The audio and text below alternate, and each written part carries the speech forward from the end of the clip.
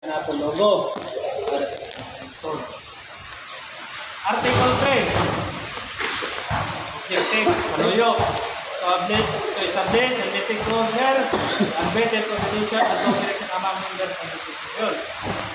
To provide full support to protect the rights and interests of its member and work for the general welfare. To provide full support to protect the rights and interests of its member.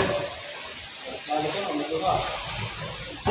To coordinate with government agencies and other related groups pertaining to transportation and other activities. So, ini yung kanan niya itong kuhan. Nasunod na ito nila, pero may nagot pa rin nasunod.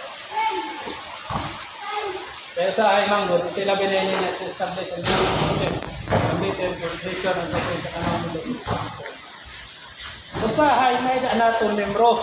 Dere na ating members mga meeting, dere na pero natin istorya. Amo nga na ito sa nanap ko natin. Pagka nag-react na ito, kaya manguling-uling na. Amay kon. To coordinate with government agencies and other related groups and other activities, kaya marato din eh. Kung napatawag yung munisipyo, ito kita, labi na itong dere na sana nito ang resident talaga sa panahon sa nakakabit na mga asosasyon dito sa munisipyo.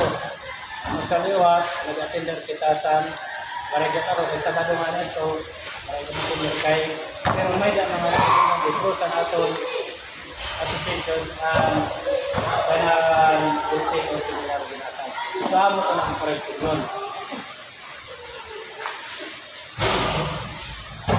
Article 4, membership. Section 1, this association shall compose of tricycle drivers within the restriction about Boyog Trapper as prescribed by the local government unit about Boyog BP. So, puro makita white. Parehin ba na sa gold? Section 2, rights and privileges. All members of the association shall be entitled to the following. A. To attend and participate in the deliberation in the membership meeting. May na niyo, di ba? Pinestora sa kamo, alam ng condition, ang kasiring. May na mga istorya. Pero ang problema, lapit pag-abot sa kira natin, hindi mo lang sa-gawon. Ito. Pag-apon mo ito lang ito.